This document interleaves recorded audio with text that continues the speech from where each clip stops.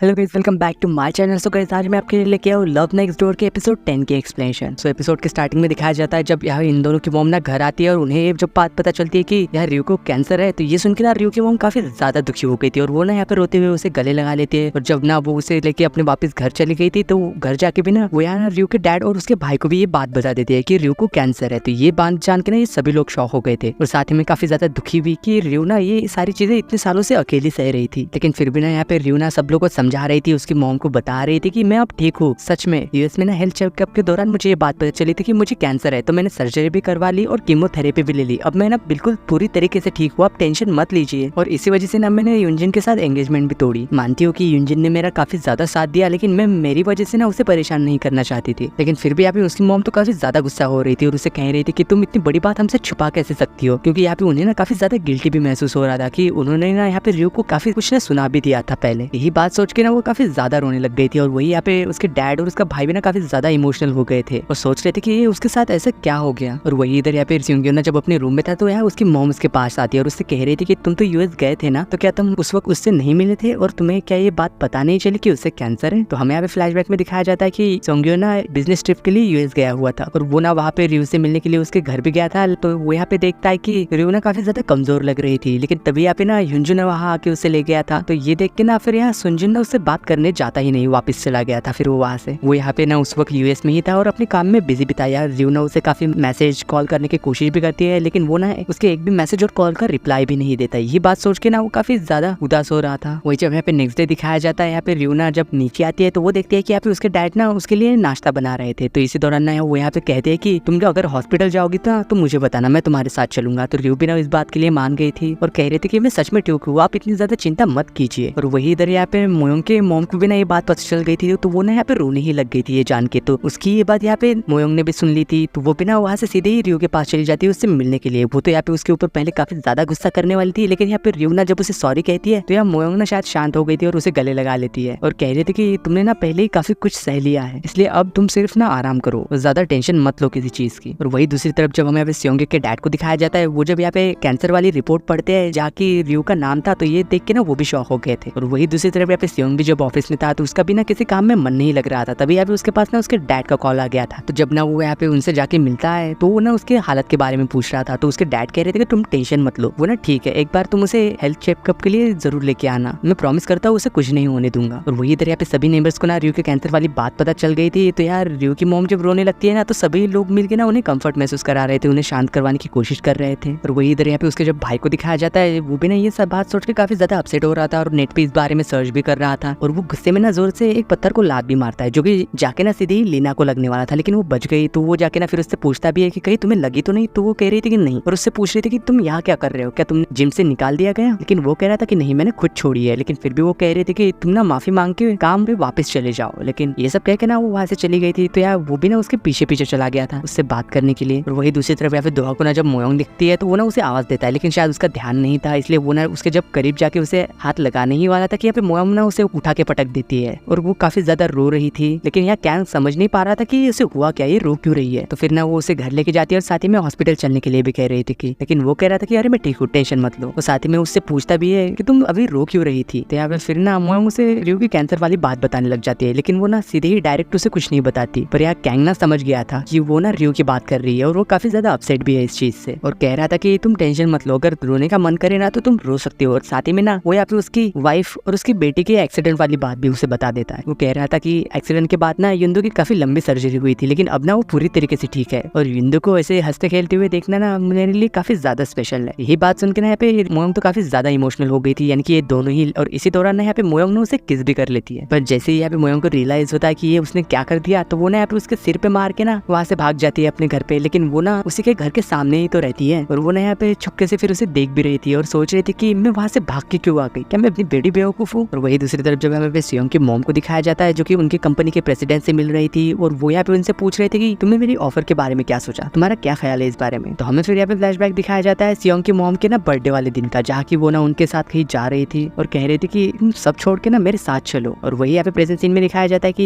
यहाँ सियोंग के मॉम ने ना उसे मना कर दिया था। तो वो पूछ भी रहा था कि तो फिर ना तुम्हें जल्दी अपने पोजीशन से रिजाइन भी करना पड़ेगा। तो इस बात के लिए ना वो भी मान गई थी, कह रही थी कि हाँ मैं रिजाइन कर दूंगी। और वही रात में फिर जब हमें पे रियो को दिखाया जाता है, जो कि ना बाहर बाहर वॉक कर रही थी, लेकिन इसी दौरान ना उसे सियोंगू मिल गया था। तो वो ना बाद में पार्क में जाके बैठ के बातें करने लगते हैं और वो उसे बता रही थी कि मेरे घर वाले तो ये बात जान के तो बस रो ही रहे हैं। लेकिन सियोंगू उससे कहने लग गया था कि तुम ना झूठ बोलती हो, सेल्फिश हो, तुम उन लोगों को हर्ट करती हो जो तुमसे प्यार करते हैं। पर यार रियो भी ना गुस्से में थी, तो वो भी कह रही थी कि मुझे भी कुछ समझ नहीं आ रहा कि मैं क्या करूँ। और मैंने ना ये बात सब लोग से इसलिए छुपाई क्योंकि सब लोग ना ये बात जान के दुखी होंगे और परेशान भी। और इमोशनल होकर ना वो फिर वहां से चली गई थी गुस्से में। लेकिन तभी वहां ना यूनजिन भी आ गया था और वो उसके पास आके कहता है कि तुमने जो किया ना सही किया, अगर शायद ना ऐसा ही गुस्सा मैप उसके ऊपर पहले हो गया होता ना तो शायद ना रियो आज मेरे साथ होती। लेकिन यहाँ पे सियोंग्यो ने उससे पूछने लग गया था कि क्या रियो उस वक्त काफी ज्यादा पेन में थी। वो कह रहा था कि हाँ वो पेन में तो थी, लेकिन वो ना उन सारी चीजों से जल्दी ही बाहर भी आ गई थी क्योंकि वो ना काफी ज्यादा स्ट्रांग है। और वही दूसरी तरफ जो हमें उसके मॉम डैड को दिखाया जाता है जो कि ना यहाँ पे ड्रिंक करते हुए बातें कर रहे थे और काफी ज्यादा सैड भी थे और सोच रहे थे कि हमने ना रियो के ऊपर कभी उतना ज्यादा ध्यान ही नहीं दिया, जबकि हमें ना उसके ऊपर बहुत ज्यादा ध्यान देना चाहिए था। हमारी बेटी इतनी ज्यादा दर्द में थी, तकलीफ में थी, लेकिन हमें तो इस बारे में कुछ पता ही नहीं चला। उनकी ऐसी बातें सुन के ना यहाँ पे रियो भी रोने लग गई थी क्योंकि वो ना वहीं पे मौजूद थी। तो वही जब नेक्स्ट डे दिखाया जाता है यहाँ पे दोहा ना उसकी बेटी को स्कूल लेके जा रहा था, तभी यहाँ पे मोयोंग ना घर से बाहर आके वापस अंदर चली गई थी इन दोनों को देख के, यानी कि वो ना उससे छुप रही थी।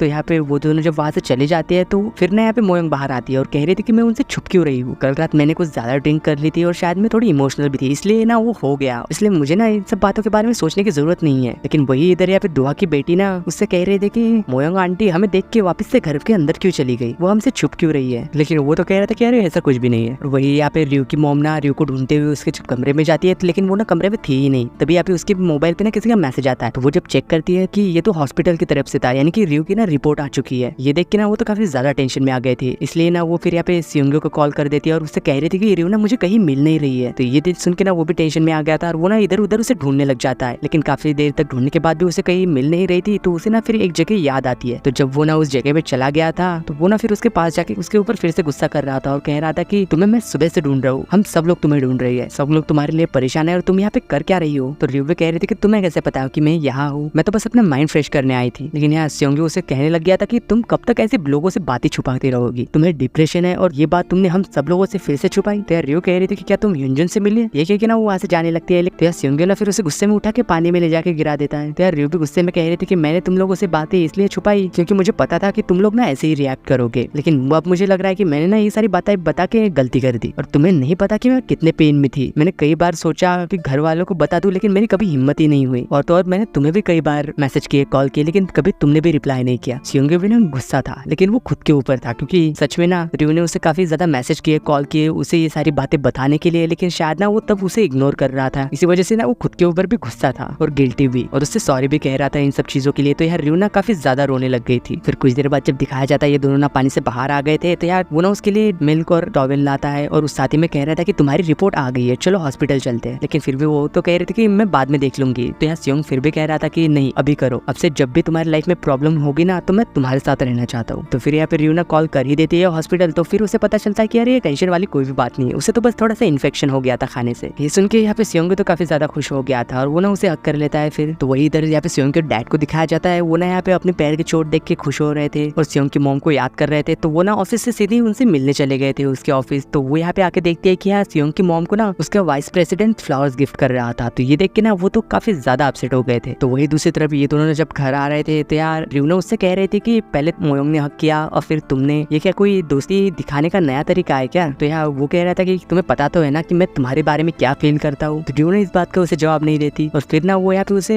उसके डैड की शॉप पे लेके आ गया था, जाके ये सब लोग ना उसे एक वेलकम होम कमिंग पार्टी देते हैं। और साथ ही में यहाँ पे फिर रियो की मॉम बता भी रही थी कि ये सारा प्लान ना सियोंग का था तुम्हें सरप्राइज देने का। और काफी ज्यादा ये सब लोग फिर एंजॉय भी करते हैं, साथ में बैठ के खाना भी खाते हैं। और जब वो लोग वहाँ से फिर घर जा रहे थे तो यार रियो ना उन लोगों से कहने लगती है कि मेरा तो पेट ही फट जाएगा। तो ये बात सुन के ना सभी लोग डर गए थे। तो यार रियो ने बताने लग गई थी कि अरे चिंता मत करो, मैंने बस ज्यादा खाना खा लिया, इस वजह से ऐसा लग रहा है। और साथ ही में यहाँ पे उन लोग को ऐसे हंसते खेलते वापस घर जाते हुए ना यूनजुन ने भी देख लिया था। और वही यार दूसरी तरफ जब सियोंग्यो के डैड ना घर पे आते हैं तो वो यहाँ पे ना सीधे ही उसकी मॉम से जाके मिलते हैं, कह रहे थे कि मुझे तुमसे कुछ बात करनी है। वो भी कह रही थी कि मुझे भी बात करनी है। जब सियोंग्यो के डैड कहते हैं कि मुझे ना आप डिवोर्स चाहिए। ये सुन के ना यहाँ पे सियोंग की मॉम तो चुप हो गई थी। और वही सीन शिफ्ट होकर जब दिखाया जाता है जिसके पास की यूनजुन का कॉल आता है, वो यहाँ पे उसे बता रहा था कि वो ना यूएस वापस जाने वाला है और कह रहा था कि मैं ना तुमसे बहुत ज्यादा प्यार करता हूँ और जब तुम्हें कैंसर हुआ था तो मुझे ना तुम्हें वापस अपने घर लेके आना चाहिए था यहाँ सबके पास, क्योंकि सब लोग ना यहाँ तुम्हारे काफी अच्छे से ध्यान रखते। तो यार रियो भी कह रही थी कि माफ करना मेरी भी गलती थी, क्योंकि मैं भी शायद ना अपने ही बारे में सोच रही थी, मुझे भी समझना चाहिए था कि तुम भी ना काफी ज्यादा अकेले थे उस वक्त। और वो दोनों ना यहाँ पे